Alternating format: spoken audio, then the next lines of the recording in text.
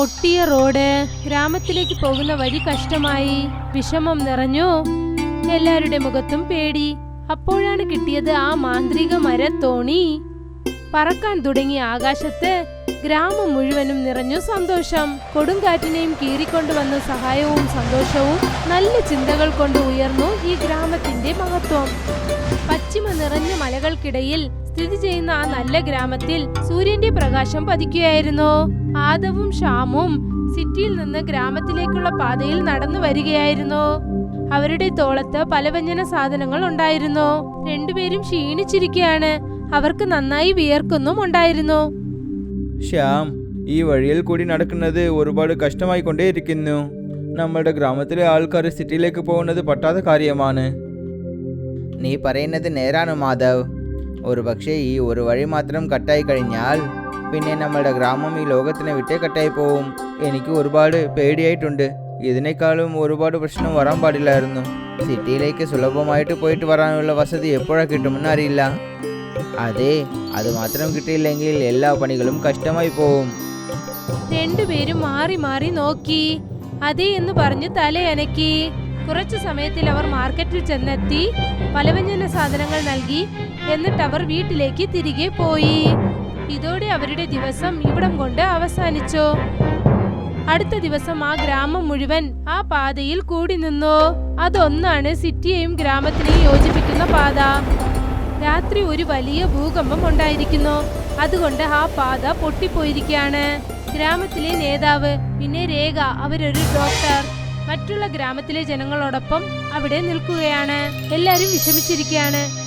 നേതാവേ, ഞങ്ങളുടെ കയ്യിലുള്ള മരുന്നുകളൊക്കെ തീരാൻ പോവുകയാണ്. 2 ദിവസത്തിൽ നഗരത്തിൽ നിന്നും സഹായം കിട്ടിയില്ലെങ്കിൽ അസുഖമുള്ളവർക്ക് ട്രീറ്റ്മെന്റ് ചെയ്യുന്നത് വളരെ കഷ്ടമാകും. ഈ വഴി ഒരുപാട് നാശമായി പോയിട്ടുണ്ട്. ഇത് സരി ചെയ്യണമെങ്കിൽ മാസക്കണക്കിലെടുക്കും. നമ്മളുടെ അടുത്ത് അത്ര സമയമില്ലായിരുന്നു. ആ ദൈവത്തിനെ കൊണ്ട് മാത്രമാണ് നമുക്ക് വഴി കാണിക്കാൻ പറ്റും. ഷ്യാമും മാധവും ആ കൂട്ടത്തിൽ നിൽക്കുകയായിരുന്നു. മാധവ് ആ ഉടഞ്ഞ പാതയെ നോക്കി. പിന്നെ തൊട്ടടുത്ത് നിന്നവരുടെ സങ്കടമായ മുഖം അവൻ നോക്കി. അവന് അവർക്കെല്ലാവർക്കും എന്തെങ്കിലും ചെയ്യണമെന്ന ആഗ്രഹം തോന്നി. നമ്മളെ കൊണ്ട് ആ മലയുടെ മറുവശത്ത് പോകാൻ പറ്റില്ലേ? ഇല്ല ശ്യാം, ആ പാത ഒരുപാട് നീണ്ടതും വളരെ മോശവുമാണ്. ആ പാതയിൽ പോകണമെങ്കിൽ ഒരുപാട് സമയമെടുക്കും. ഇത് കേട്ടതും എല്ലാരും വിഷമത്തിലായി. ഓരോരുത്തരും അവിടെ നിന്ന് പോകാൻ തുടങ്ങി. അന്ന് രാത്രി തന്നെ മാധവും ഷ്യാമും വിഷമം നിറഞ്ഞ മുഖത്തോടെ അവരുടെ വാതിൽക്കൽ വന്നു. വാതിൽ സാധാരണമായതായിരുന്നു. പക്ഷെ അവിടെ ഒരു ചെറിയ ഷെഡ് ഉണ്ടായിരുന്നു. മാധവ് മുന്നിലേക്ക് ചെന്നു. എന്നിട്ട് ആ ഷെഡിന്റെ കതക് തുറന്നു. അകത്ത് ഒരുപാട് മരക്കഷ്ണങ്ങൾ ഉണ്ടായിരുന്നു. അത് ഒരുപാട് വർഷങ്ങളായി അങ്ങനെ തന്നെ ഇരുന്നു. അതിന് താഴെ ഒരു ചെറിയ മരത്തോണി ഉണ്ടായിരുന്നു. അതൊരു വെളുത്ത തുണി കൊണ്ട് മൂടിയിരിക്കുകയാണ്. മാധവ് മുന്നിലോട്ട് നടന്നു ചെന്ന് ആ തുണി എടുത്തു മാറ്റി. ആ തോണി അല്പം രഹസ്യം നിറഞ്ഞതായിരുന്നു. അതിൽ ചെറിയ ചെറിയ ശില്പങ്ങൾ ഉണ്ടായിരുന്നു. പിന്നെ അതിന്റെ മുകളിൽ ചെറിയ ചെറിയ ചിറകുകൾ വെച്ചിരുന്നു. ഈ തോണി എൻ്റെ മുത്തശ്ശനാണ് ചെയ്തത്. അദ്ദേഹം എപ്പോഴും പറയും ഇതൊരു സാധാരണ തോണിയല്ല. പക്ഷേ ഇത് ഒരുപാട് സമയങ്ങളായിട്ട് ഇവിടെ തന്നെ ഉണ്ട്. ഇതിനെക്കൊണ്ട് നമുക്ക് സഹായം ചെയ്യാൻ പറ്റുമോ? മാധവ്, നീ ഈ പഴയ മോശമായ തോണിനെ എന്തിനാ കാണുന്നത്? നമ്മൾ സിറ്റിയിലേക്ക് പോകാനുള്ള വഴി കണ്ടെത്തണം, നദിയിൽ മിതക്കാനല്ല. പിന്നെ നമ്മുടെ ഗ്രാമത്തിൽ ഒരു നദിയുമില്ല. ശ്യാം, എനിക്ക് ഓർമ്മ ഉണ്ട്, എൻ്റെ മുത്തശ്ശൻ പറയുന്നുണ്ട് ഈ തോണി കാറ്റത്ത് പറക്കുമെന്ന്. ഞാൻ അതിനെ വിശ്വസിച്ചിട്ടേ ഇല്ല. പക്ഷേ ഇന്ന് ഇത് നമുക്ക് ആവശ്യമാണ്. കാറ്റത്ത് പറക്കുന്ന തോണിയോ? മാധവ്, നിനക്ക് വട്ടുപിടിച്ചിട്ടില്ലല്ലേ? മരത്തിൽ ഉണ്ടാക്കിയ തോണി എപ്പോഴെങ്കിലും പറക്കുമോ? മാധവ് ഷ്യാം കളിയാക്കിയത് കണക്കാക്കാതെ വിട്ടു. അവൻ മുന്നിലോട്ട് നടന്നു. പിന്നെ ഷെഡിലുണ്ടായിരുന്ന ആ തോണി പുറത്തു കൊണ്ടുവന്നു. അവൻ ആ തോണി വൃത്തിയാക്കാൻ തുടങ്ങി. ആ തോണിയിലുണ്ടായിരുന്ന ശില്പങ്ങൾ അവൻ വൃത്തിയാക്കിക്കൊണ്ടിരുന്നപ്പോൾ ചെറുതായി അത് സ്വർണം പോലെ തിളങ്ങാൻ തുടങ്ങി. മാധവ് ഞെട്ടിപ്പോയി. എന്നാലും അവൻ തന്റെ ജോലിയിൽ ശ്രദ്ധിച്ചു. ചുറ്റികയും ആണിയും ഉപയോഗിച്ച് തോണിയിലെ പൊട്ടിപ്പോയ ഭാഗത്തെ അവൻ ശരിയാക്കുകയായിരുന്നു. എന്റെ ദൈവമേ, ഈ തോണിയിൽ എന്തെങ്കിലും സത്യമുണ്ടെങ്കിൽ അതിനെ നിങ്ങൾ തന്നെ കാണിച്ചു തരണം. ഞങ്ങളുടെ ഗ്രാമത്തിലെ ജനങ്ങളെ നിങ്ങൾ സഹായിക്കണം. അവൻ പ്രാർത്ഥന ചെയ്ത ഉടനെ ആ തോണിയിലുണ്ടായിരുന്ന ശില്പങ്ങൾ വീണ്ടും നന്നായി തിളങ്ങാൻ തുടങ്ങി. ഷ്യാം ഇത് കണ്ടിട്ട് ഞെട്ടിപ്പോയി. പിന്നെ രണ്ടുപേർക്കും മനസ്സിലായി ഇതൊരു സാധാരണ തോണിയല്ല എന്ന്. ഇതോടെ അവരുടെ ദിവസവും ഇന്ന് അവസാനിച്ചു. അടുത്ത ദിവസം ഗ്രാമത്തിലെ ജനങ്ങൾ വീണ്ടും സങ്കടത്തോടെ ഇരുന്നു. അപ്പോഴാണ് അവർക്ക് ആകാശത്തു നിന്നും ഒരു ശബ്ദം കേൾക്കാൻ തുടങ്ങിയത്. അവർ മുകളിലോട്ട് നോക്കി. പിന്നെ അവർ ഞെട്ടിപ്പോയി. മാധവും ശ്യാമും ആ മരത്തോണിയിൽ ഇരിക്കുകയായിരുന്നു. പിന്നെ അവർ കാറ്റത്ത് പറന്നുകൊണ്ടിരിക്കുകയായിരുന്നു. അതിന്റെ ചിറക് പതുക്കെ പതുക്കെ താഴെയും മുകളിലും അനങ്ങുകയായിരുന്നു. ഇപ്പോൾ ഞാൻ എന്താണ് കാണുന്നത്? ഇതെന്തെങ്കിലും സ്വപ്നമോ? മാധവ്, നീ എങ്ങനെയാണ് ഈ കാറ്റത്ത് പറക്കുന്നത്? തലവൻ സാറേ, ഇത് സത്യമാണ്. മാധവ് ആ പഴയ തോണിയെ പറക്കുന്ന തോണിയായിട്ട് മാറ്റിയിട്ടുണ്ട്. മാധവ് പതുക്കെ പതുക്കെ ആ തോണിയെ ഗ്രാമത്തിന്റെ മധ്യത്തിൽ കൊണ്ടുവന്നു. അവന്റെ മനസ്സിൽ ആത്മവിശ്വാസമുണ്ട്. പിന്നെ സന്തോഷമായി ഇരിക്കുന്നു. തലവൻ സാറേ, ഇത് ഒരു മാന്ത്രിക തോണിയാണ്. നമ്മളുടെ ആലോചന സത്യമായിട്ടുണ്ടെങ്കിൽ ഈ തോണി പറക്കാൻ പറ്റുള്ളൂ. നമ്മൾ ഇപ്പോൾ സിറ്റിയിലേക്ക് പോയിട്ട് ഭക്ഷണവും മരുന്നുകളും വാങ്ങിച്ചു വരാം. മാധവ് പതുക്കെ പതുക്കെ ആ തോണി ഗ്രാമത്തിന്റെ മധ്യത്തിൽ ഇറക്കി. നേതാവ്, രേഖ, ഗ്രാമത്തിലെ ജനങ്ങളെല്ലാം ഇത് കണ്ട് ഒരുപാട് സന്തോഷിച്ചു. വാവ്, ഇത് ശരിക്കും അതിശയമാണ്. ഞാനും നിങ്ങളോടൊപ്പം ഇതിൽ വരാമോ? തീർച്ചയായിട്ടും വരൂ. നമ്മൾ എല്ലാവരും സിറ്റിയിലേക്ക് പോയിട്ട് ആവശ്യമുള്ള സാധനങ്ങൾ വാങ്ങിച്ചു വരാം. രേഖ ശരിയെന്ന് സമ്മതിച്ചു. എന്നിട്ട് കുറച്ചു സമയത്തിനകം ആ തോണിയിൽ അവൾ കയറി. തോണി പതുക്കെ പതുക്കെ മുകളിൽ പറക്കാൻ തുടങ്ങി. അതിനുശേഷം അവർ വീണ്ടും സിറ്റിയിലേക്ക് പറന്നു. പോകുന്ന വഴിയിൽ പൊട്ടിക്കിടക്കുന്ന ആ പാത, പിന്നെ ഗ്രാമത്തിലെ ഭംഗിയുള്ള കാഴ്ചകൾ കണ്ടുകൊണ്ട് അവർ പറന്നു. തോണി പതുക്കെ പതുക്കെ വീണ്ടും കുറച്ചു മുകളിൽ പറക്കാൻ തുടങ്ങി. വാവ്, മാധവ് ഇത് കണ്ടോ? ഈ മേഘങ്ങൾ നമുക്ക് എത്ര അടുത്താണ് ഉള്ളതെന്ന്. ഇപ്പോൾ എന്നെ കൊണ്ട് ഈ മേഘത്തിന് തൊടാൻ പറ്റും. മാധവ്, നീ ഇപ്പോൾ ഗ്രാമത്തിലെ ജനങ്ങളുടെ വിശ്വാസം രക്ഷിച്ചിരിക്കുകയാണ്. പക്ഷെ നമ്മൾ കുറച്ച് വേഗം പോകണം. ഇരുട്ടുന്നതിന് മുൻപ് തന്നെ നമ്മൾ തിരിച്ചു വരണം.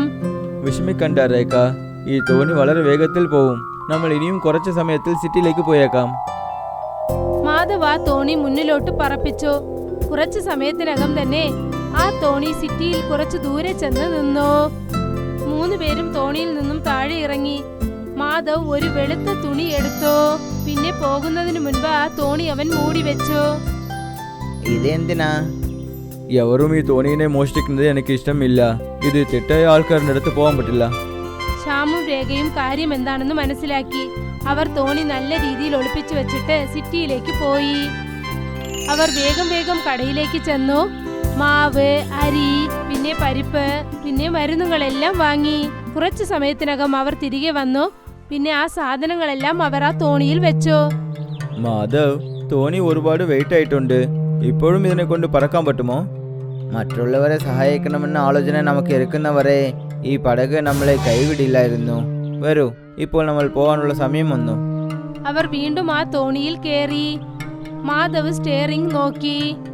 പിന്നെ തോണി പതുക്കെ പതുക്കെ തറയിൽ നിന്ന് മുകളിലോട്ട് ഉയരാൻ തുടങ്ങി. പിന്നെ 3 പേരും ഗ്രാമത്തിനെ നോക്കി വീണ്ടും പറക്കാൻ തുടങ്ങി. തിരിഞ്ഞു പോകുന്ന വഴിയിൽ ക്ലൈമറ്റ് പെട്ടെന്ന് മാറാൻ തുടങ്ങി. ആകാശം കറുത്ത മേഘം കൊണ്ട് മൂടാൻ തുടങ്ങി. പിന്നെ വേഗത്തിൽ കാറ്റ് വീശാൻ തുടങ്ങി. തോണി നന്നായി ആടാൻ തുടങ്ങി. മാധവ്, കൊടുങ്കാറ്റ് വരാൻ പോകുന്നു. നമ്മൾ സുരക്ഷിതമായി പോയി ചേരുമല്ലോ? എനിക്കും അറിയും, നമ്മൾ ഇത്ര ദൂരെ വരാൻ പാടില്ലായിരുന്നു. ഇപ്പോൾ നമ്മൾ എന്ത് ചെയ്യാനാ? തോണി ഒരു വശത്ത് ചരിയാൻ തുടങ്ങി. അരിയുടെ ഒരു വെയിറ്റുള്ള ചാക്ക് ഒരു വശത്ത് ചരിയാൻ നോക്കി. പക്ഷെ ശ്യാം അത് ശരിയായ സമയത്ത് പിടിച്ചു. മാധവ് തോണിയെ നന്നായി സൂക്ഷിച്ചോടിച്ചു. പക്ഷേ തോണി തുടർന്ന് വിറയ്ക്കാൻ തുടങ്ങി. പിന്നെ അതിനെ ശരിയാക്കുന്നത് വളരെ കഷ്ടമായിരുന്നു. പേടിക്കണ്ട, നമ്മൾ മാറി മാറി സഹായിച്ചേ പറ്റുള്ളൂ. ശ്യാം, നീ സാധനങ്ങൾ പിടിച്ചോളൂ. രേഖ, ഞാൻ ഈ തോണിയെ ബാലൻസ് ആയിട്ട് വെക്കാൻ നീ എന്നെ സഹായിക്കണം. പിന്നെ പെട്ടെന്ന് മഴ പെയ്യാൻ തുടങ്ങി. തോണിയുടെ ചിറകിനും അല്പം ഭാരം കയറാൻ തുടങ്ങി. തോണി പതുക്കെ പതുക്കെ താഴേക്ക് പോകാൻ തുടങ്ങി. അവർ 3 പേരും കാട്ടിൽ ചെന്ന് വീഴാനിരിക്കുകയായിരുന്നു. മാധവ്, തോണി താഴെ പോകുന്നുണ്ട്. നമ്മൾ വീണു പോകും. ഇല്ല, നമ്മൾ തോൽവി സമ്മതിച്ചിട്ടില്ല. ഓർമ്മയിൽ വെച്ചോളൂ, ഗ്രാമത്തിലെ ജനങ്ങൾ നമുക്ക് വേണ്ടി കാത്തിരിക്കുന്നു. നമ്മൾ പോയിട്ടില്ലെങ്കിൽ അസുഖം പിടിച്ചവർക്ക് ശരിയാകാതെ പോവും. അവരെല്ലാവർക്കും വേണ്ടി നമ്മൾ ഇത് ചെയ്തേ പറ്റുള്ളൂ. മാധവ് തന്റെ കണ്ണുകൾ മൂടി. പിന്നെ മുഴുവൻ ബലത്തോടെ തോണിയെ രക്ഷിക്കാൻ അവൻ ശ്രമിച്ചു. രേഖയും ശ്യാമും അവനെ സഹായിക്കാനായി മുന്നിലോട്ട് വന്നു. അവർ 2 പേരും മാധവിന്റെ കയ്യിൽ പിടിച്ചു. എന്നാലേ വിടാൻ പോകുന്ന തോണി ചേർന്ന് രക്ഷിക്കാനാകുമെന്ന്. അപ്പോൾ പെട്ടെന്ന് ആ ചിഹ്നം വീണ്ടും വേഗതയിൽ തിളങ്ങാൻ തുടങ്ങി. തോണിയെ ചുറ്റി ഒരു സ്വർണ്ണ നിറത്തിലുള്ള വലയുണ്ടായി. അത് അതിനെ മഴ, പിന്നെ വേഗതയിലുള്ള കാറ്റിൽ നിന്നും രക്ഷിക്കാൻ തുടങ്ങി. പതുക്കെ പതുക്കെ തോണി രക്ഷ നേടാൻ തുടങ്ങി. പിന്നെ കൊടുങ്കാറ്റിന് നടുക്ക് ബാലൻസായി പറക്കാൻ തുടങ്ങി. സന്ധ്യയായി. മറ്റൊരു വശത്തെ ഗ്രാമത്തിൽ നല്ല വെയിലുണ്ടായിരുന്നു. ഇപ്പോൾ കൊടുങ്കാറ്റും നിന്നു. പക്ഷേ 3 പേരും ഇതുവരെ തിരികെ വന്നില്ല. നേതാവും ഗ്രാമത്തിലെ ജനങ്ങൾ എല്ലാവരും ആകാശത്തിന് നോക്കിക്കൊണ്ടിരിക്കുകയാണ്. എല്ലാരും വളരെ വിഷമത്തോടെ ഇരിക്കുകയായിരുന്നു. എന്റെ ദൈവമേ, നിങ്ങൾ തന്നെ ആ കുട്ടികൾക്ക് സഹായം ചെയ്യണം. അവർ ഞങ്ങൾക്ക് വേണ്ടി അവരുടെ ജീവൻ ത്യാഗം ചെയ്തു പോയിരിക്കുന്നു. ഗ്രാമത്തിലെ ജനങ്ങളെല്ലാം നേതാവിനോടൊപ്പം ചേർന്ന് വിഷമത്തോടെ പ്രാർത്ഥിക്കുകയായിരുന്നു. കുറച്ചു സമയത്തിനു ശേഷം ആകാശത്തെന്തോ കാണാൻ തുടങ്ങി. മേഘങ്ങൾക്കിടയിൽ അതേ പറക്കുന്ന തോണി മുന്നിലോട്ട് വന്നു. പിന്നെ ഗ്രാമത്തിലെ ജനങ്ങൾ സന്തോഷം കൊണ്ട് തുള്ളിച്ചാടി. തോണി പതുക്കെ ഗ്രാമത്തിലെ ജനങ്ങളുടെ മുന്നിൽ വന്ന് താഴേക്കിറങ്ങി. മാധവ്, ശ്യാം, രേഖ എല്ലാരും പുറത്തു വന്നു. അവർ ക്ഷീണിച്ചിരിക്കുകയാണ്. പക്ഷെ അവരുടെ മുഖത്തൊരു സന്തോഷമുണ്ടായിരുന്നു. ഞങ്ങൾ തിരിച്ചു വന്നിട്ടുണ്ട്. ഞങ്ങൾ ഒരുപാട് സാധനങ്ങൾ വാങ്ങിച്ചു വന്നിട്ടുണ്ട്. ഗ്രാമത്തിലെ ജനങ്ങൾ എല്ലാരും സന്തോഷിച്ചു. മാധവ്, നീ ഒരു കാര്യം നിരൂപിച്ചു. ഒരുപാട് ബലം മാന്ത്രികത്തിലല്ല, മനുഷ്യരുടെ ആലോചനയിലാണ് ഉള്ളതെന്ന്.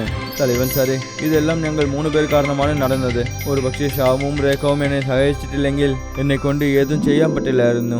ഇനി നമ്മുടെ ഈ പാത ശരിയാകുന്നത് വരെ നമ്മൾ കാത്തിരിക്കേണ്ട ആവശ്യമില്ല. നമ്മുടെ ഈ തോണി നമുക്ക് സഹായകരമായിരിക്കുന്നതാണ്. ഗ്രാമത്തിലെ ജനങ്ങൾ എല്ലാരും ആ തോണിയെ ഒരു ദൈവത്തിനെ പോലെ നോക്കി.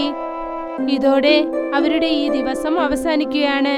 കുറച്ചു ദിവസത്തിന് ശേഷം ആ ഗ്രാമത്തിൽ വീണ്ടും ശാന്തതയുണ്ടായി. ഭൂകമ്പം ഇപ്പോഴും അങ്ങനെ തന്നെയുണ്ട്. പക്ഷെ ഇപ്പോൾ ജനങ്ങൾക്ക് പേടിയില്ല. അവർക്കറിയാം അവരതിൽ കുടുങ്ങിയിട്ടില്ല. മാധവും ശ്യാമും വീണ്ടും ആ തോണി വൃത്തിയാക്കുകയാണ്. അവർ സിറ്റിയിലേക്ക് ചെന്ന് വീണ്ടും സാധനങ്ങൾ കൊണ്ടുവരാൻ തയ്യാറാവുകയാണ്. ആ ഉടഞ്ഞുപോയ പാത ശരിയാക്കാൻ വേണ്ടി. മാധവ്, ഈ തോണി ഓട്ടാനായിട്ട് ഞാനും നിന്നെ സഹായിക്കാൻ പറ്റുമല്ലേ? കാരണം ആ കാറ്റ് സമയത്ത് ഞാനും സാധനങ്ങളില്ലാതെ കണ്ടല്ലേ. തീർച്ചയായിട്ടും ശ്യാം, നീ ഈ തോണിയുടെ ഒരുപാട് ധൈര്യമുള്ള സുഹൃത്താണ്. വരൂ, ഇന്ന് നമ്മൾ ഗ്രാമത്തിന്റെ റോഡ് സരി ചെയ്യാനായിട്ട് സിമെന്റും കല്ലുകളും വാങ്ങിച്ചു വരാം. രണ്ടുപേരും സന്തോഷത്തോടെ ശരിയെന്ന് തലയണയ്ക്ക് സമ്മതിച്ചു. അവരാ മാന്ത്രിക തോണിയിൽ കയറി വീണ്ടും ഒരു വട്ടം പറന്ന് നഗരത്തിലേക്ക് ചെന്നു.